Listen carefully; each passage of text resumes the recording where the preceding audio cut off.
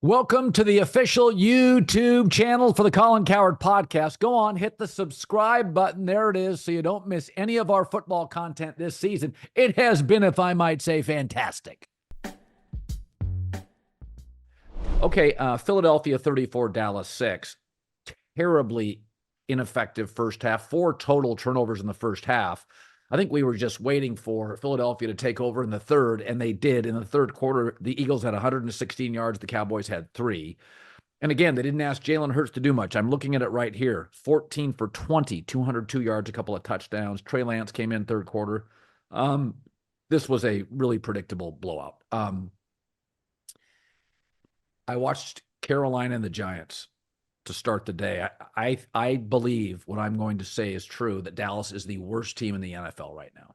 I really believe that. I think they're the worst team in the NFL because at least the Giants have Daniel Jones and Brian Daboll. They could engineer a good drive. I think the Cowboys have 2 excellent players, Micah Parsons and CeeDee Lamb. And I think Zach Martin was great. Now he's a good player. Yeah. I'll go back to something I said before the season. If I can identify this, how could the Cowboys not? It is the worst running back room in the league. It is maybe the thinnest wide receiver room in the league. The offensive line is in a rebuild. Dak is hurt again. And their defensive players, a couple of them I like, tend to be, it feels to me, a little overhyped and a tad injury prone. I could spend a lot of time on Dallas. But on the other side, I looked at Philadelphia and I thought, I'm not a Sirianni fan, but they are playing formula football with that offense. And that formula with those players feels like it's working to me. Well, it's why I picked them at the beginning of the year to win the division, just because the talent on the roster is just immense. And the quarterback does not need to be what Joe Burrow's doing right now. Adding Saquon Barkley, who I would say him and Derrick Henry have been 2 of the great cheap acquisitions in like the history of the NFL. But one thing that they look a lot better on, and this is why you pay a guy $5 million, there was a scheme. I don't want to say disagreement, but it was just different from the players they had to what Vic usually likes. So there is going to be some time that it takes to get things figured out.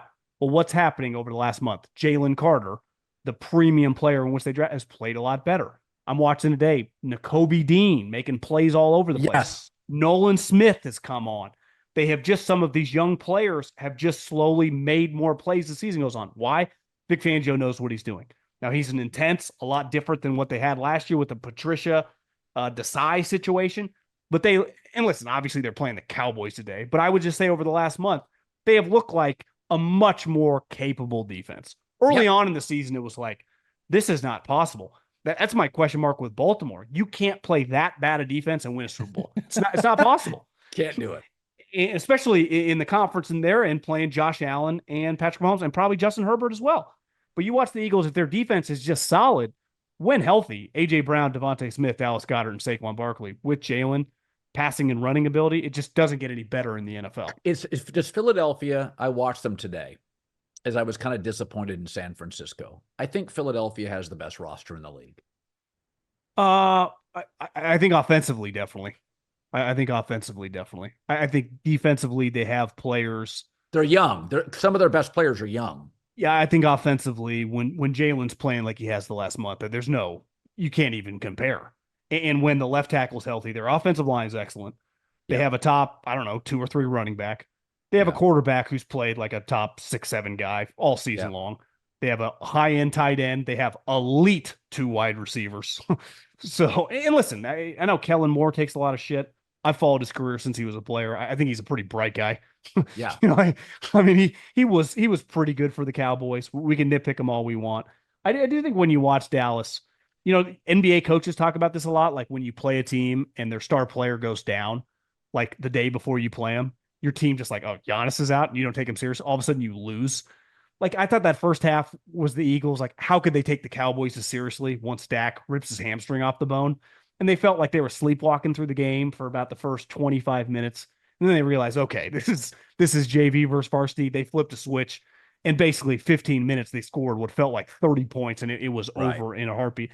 I also think Dallas, we talked about this last week with Zeke. they had to leave him at home because he was being late. And, for an older player who's supposed to be like a high level leader. And then today he's playing and he fumbles into the end zone. Fumbles. Like, Yeah. in what world? And this is, obviously Jerry doesn't want to cut him. You can't tell me Mike McCarthy, if he's willing to leave a veteran player who's clearly not on board, then would play him the next week. Why don't you just cut a player like that? Like, what's the point? And then look today, he fumbles, it leads to a score. I just think the Cowboys are all out of whack from the hierarchy. And we talk about this all the time, the parallels with that late post Gruden Al Davis, where you have this owner who's also in charge of the personnel, who's just in charge of the money. And it just, like, the Eagles, if a guy's on the field, who's in charge? Howie, the GM, Yeah. who works hand in hand with the coach, right? With the Niners, it's Kyle and John. Was like, yeah, why is Zeke playing? Oh, Jerry likes him. Goes like, Right. what are we doing? Jerry's 82 years old. It just, Yeah. this season clearly was going to get away from him, and now they're better off, Colin, because they're going to have a new coach. The Chargers won 5 games last year, which led to McConkey and Alt. So aren't you better off, you're the Cowboys, just losing all these games? Like, there's nothing wrong to end up with the 4th pick, and then you could just revamp your roster. I think, listen, there's 2 games left. They have a chance to be favored. Carolina looked pretty good today. That rookie receiver, Chuba Hubbard. I think I'd take Carolina in that game if they played next week. Yep. I think Bryce Young, at the end of last year, Bryce was okay in the last 4 games. Bryce looked comfortable today. I think we both like that coach, Canales, they brought in, like a smart guy.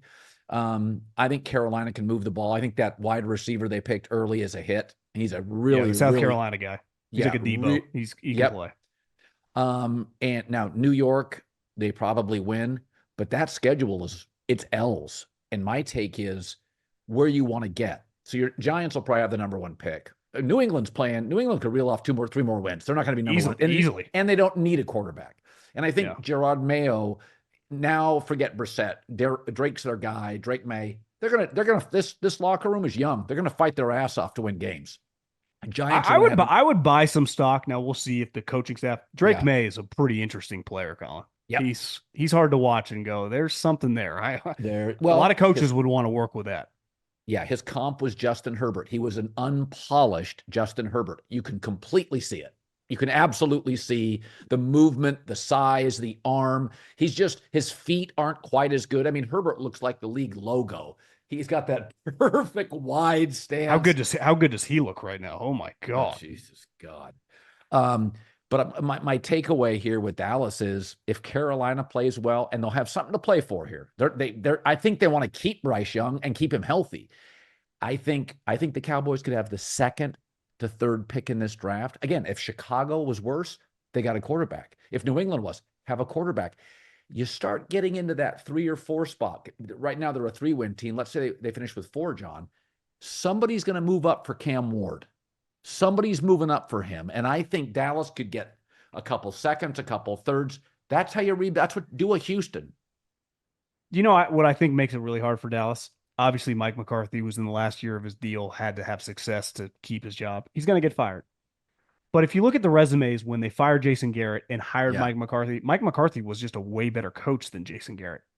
Like, what are the chances that they are going to upgrade firing Mike McCarthy? Like, is Belichick lined up to work with his 82-year-old GM owner? Probably not, even though their relationship and their roster has a lot of questions.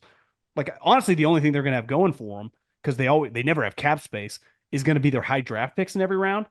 But in terms of coaches lined up, like, is this something Belichick and Vrabel are interested in doing? Now you have to look around. Like, Jacksonville's kind of a weird place. No. The Bears aren't as desirable if you question Caleb's ability. So listen, it's the NFL, it's the Cowboys, but I wonder if a lot of people are going to be a little reluctant. And it's like, is Jerry just going to give Vrabel or Belichick $15-18 million? Like, give Spanos credit. He finally said, okay, Jim Harbaugh. Okay, and it worked. So